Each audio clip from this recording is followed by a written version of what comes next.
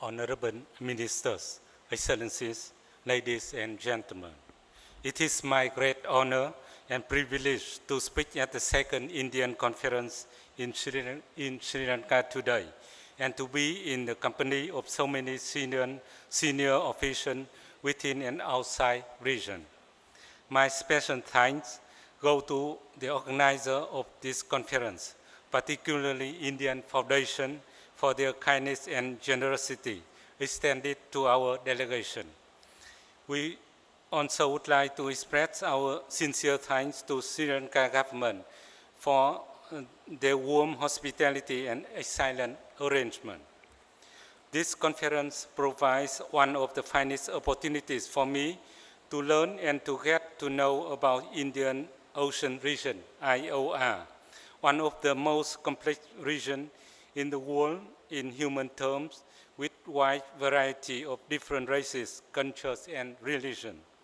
Lying at the heart of this region is the world's third largest body of water, the Indian Ocean, which boasts critical sea lanes of communication connecting the major world economies in the Northern Atlantic and Asia Pacific. The Indian Ocean is also rich in natural resources, be they mineral or fishing.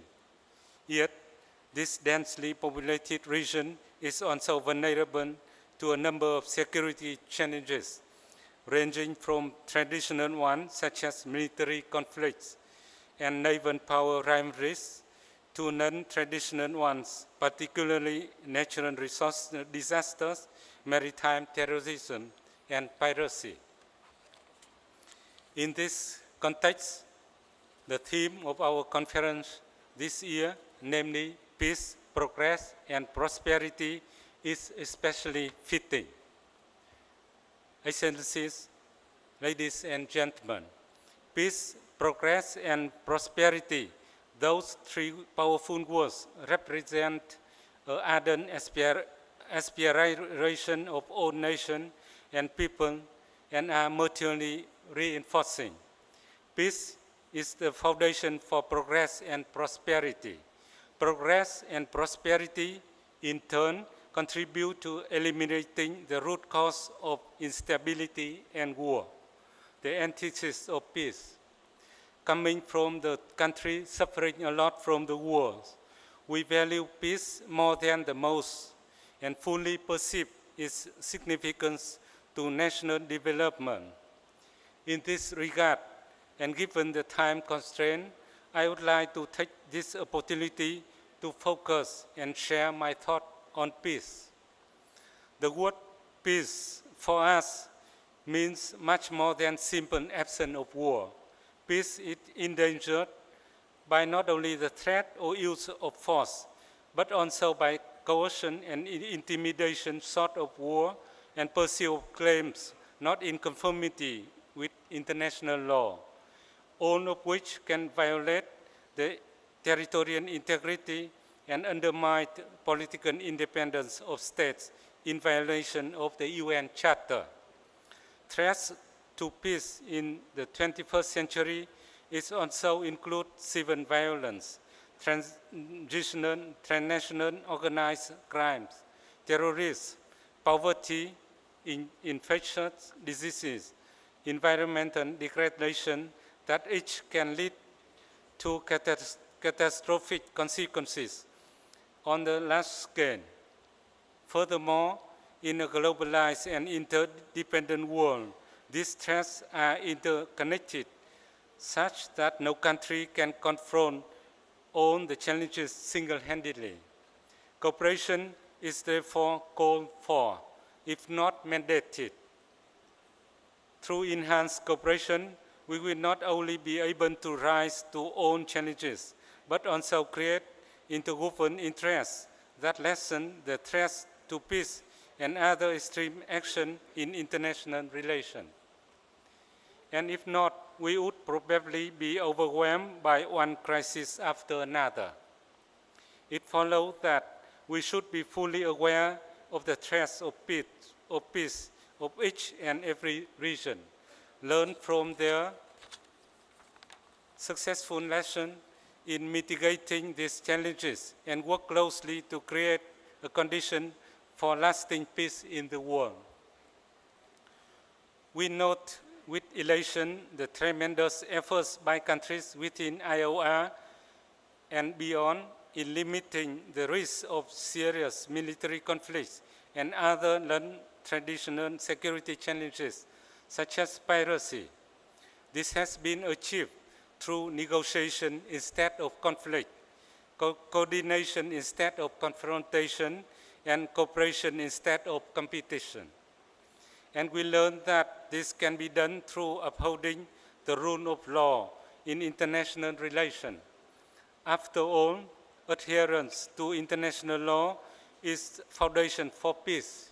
It is also the language through which states communicate and understand each other and serves as a parameter within which they act and interact with one another.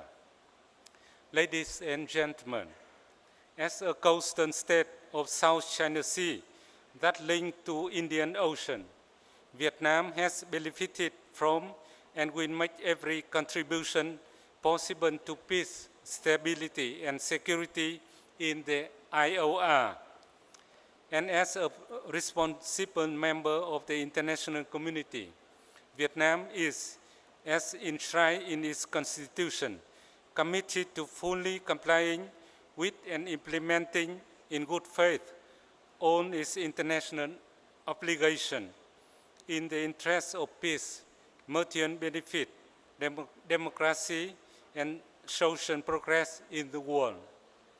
We believe in force of law and not force of arms, so that all countries make their national decision free from coercion and have their legitimate interests respected. We also believe in the value of international law in establishing a stable and effective security environment, ensuring consistency and predictability of international relations, and promoting human prosperity and development. As in other regions, the South China Sea and Vietnam borders is fraught with many traditional and non-traditional security challenges, which endanger peace, stability, and sustainable development in Southeast Asia. As reflected in the joint communique of the 50th ASEAN Ministerial Meeting taken place recently in Manila, there are still concerns on the land reclamation and activities in the area which have eroded trust and confidence, increased tension, and might undermine peace, security, and stability in our region. As an ASEAN member and a state party to UNCLOS 1982, Vietnam is committed itself to working closely with other countries to weather all these challenges. Vietnam's consistent position is that all disputes must be resolved by peaceful means with full respect of legal and diplomatic processes in accordance with international law. Given the complexity and shape of international strategic landscape, it poses a challenge to Vietnam and other Southeast Asian countries to act in unity and solidarity. We therefore want to secure the support from international community to the centrality and proactive role of ASEAN in the evolving regional architecture, which is open, transparent, and inclusive. Let me conclude with a quote from Albert Einstein. Peace cannot be kept by force. It can only achieve by understanding. Nothing can promote greater understanding more than dialogue and exchange of view. This conference does just that. It provides an important venue for us to discuss openly. Thank you very much for your kind attention and wishing you all the best.